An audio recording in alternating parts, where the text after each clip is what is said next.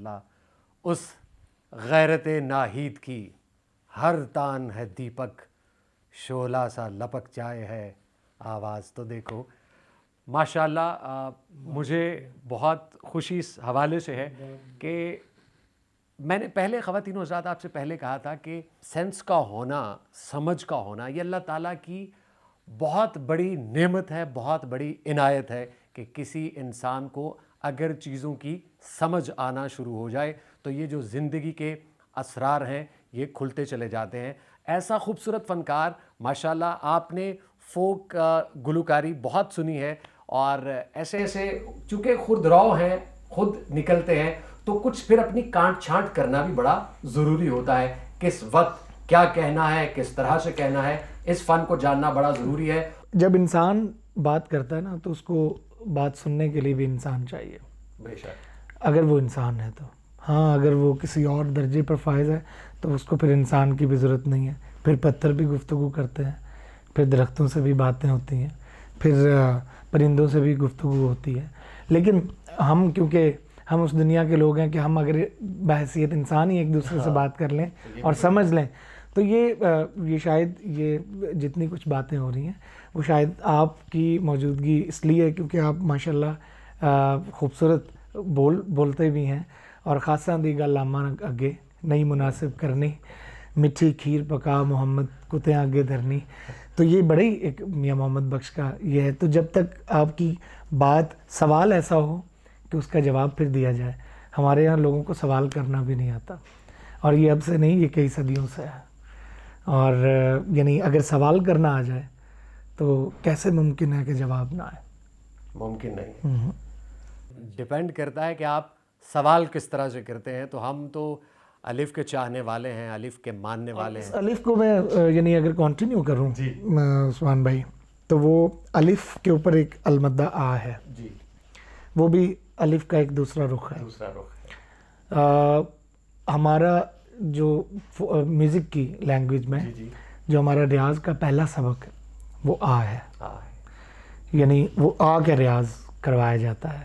اچھا. گلے کے یعنی جو سب سے پہلا لفظ ادا کیا جاتا ہے گلے سے وہ آ کا ہے کہ آ کرنی. یعنی یہ ہمارا وہ پہلا سبق ہوتا ہے. ایک سر چن لیا جاتا ہے اوقات کے مطابق جو آپ کے گلے کے مطابق ہو، اور اس میں پھر رہ کے آ ہمارا پہلا سبق ہوتا ہے جو ہم نے اساتذہ سے سنا ہے، جو صدیوں سے رائج ہے.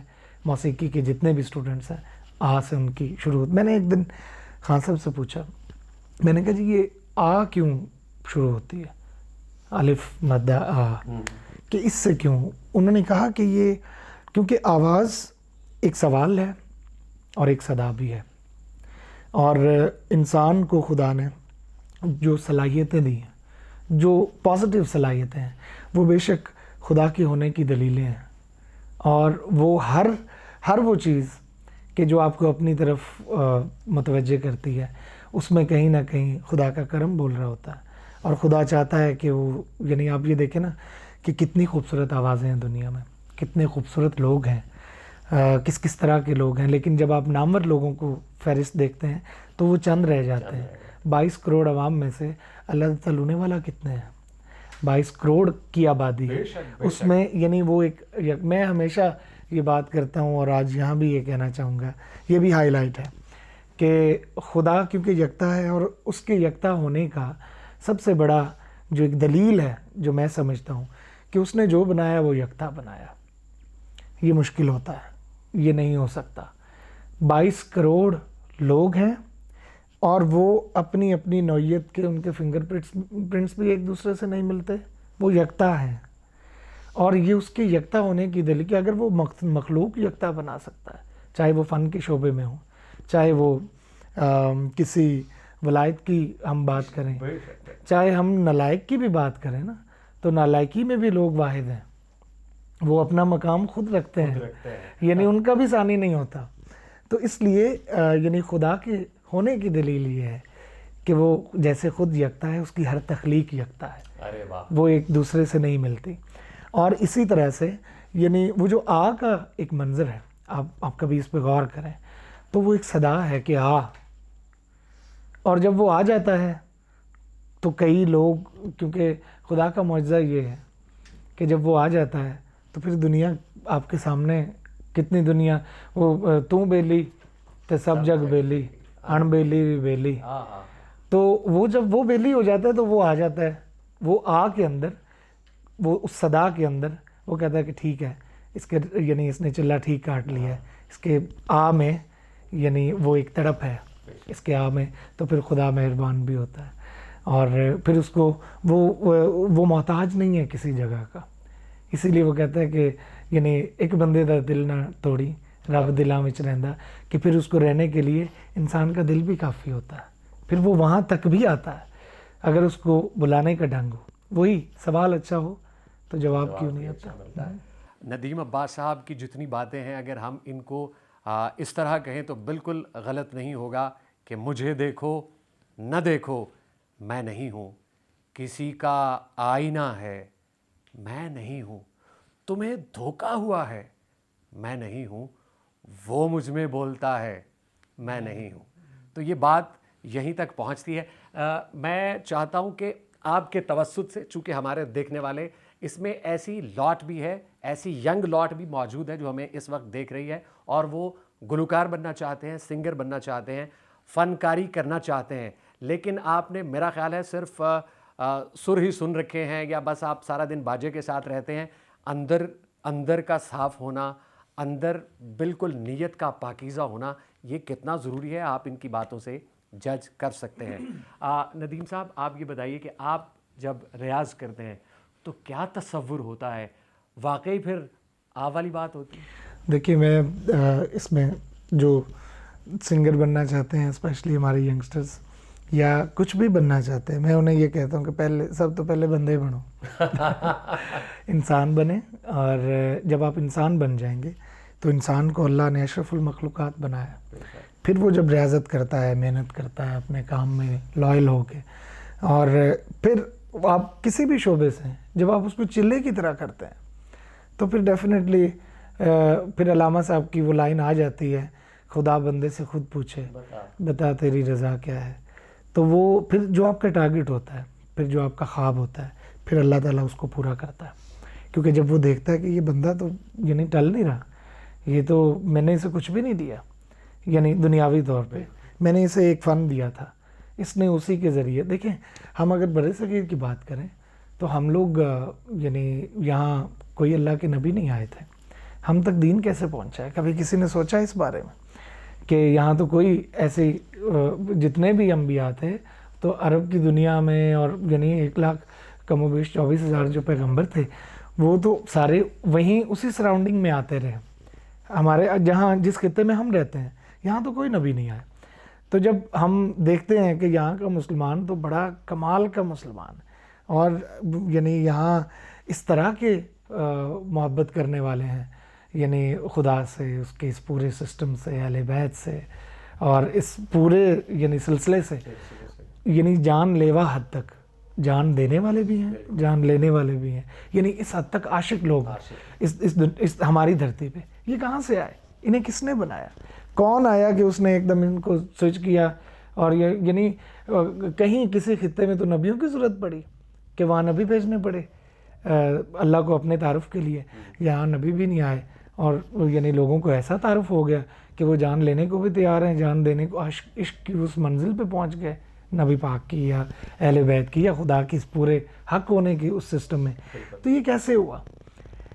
ہم جب تک اس چیز کو ریئلائز نہیں کریں گے. دیکھیں موسیقی, کیونکہ میں موسیقی کا ریپرزینٹر ہوں تو میں تو ڈیفینیٹلی اسی کو شیلٹر کروں گا, اسی کے لیے کور کروں گا کہ یعنی آپ ایک چینل پہ 100 چینل ہے, ریموٹ آپ کے ہاتھ میں ہے, آپ کا ہاتھ وہاں رکتا ہے جہاں آپ کا مزاج رکتا ہے. اب وہ مزاج موسیقی ہے تو وہاں رک جائے گا, نیوز ہے تو وہاں رک جائے گا, مذہب ہے تو وہاں رک جائے گا, انٹرٹینمنٹ کوئی اور ہے, انفارمیشن ہے, سائنس ہے, میڈیکل ہے, کتنی شعبے ہیں جو آپ کے ساتھ مزاج کے ساتھ میں آپ کی انگلی وہاں رک جاتی. میں سوشل میڈیا کم یوز کرتا ہوں. اچھا.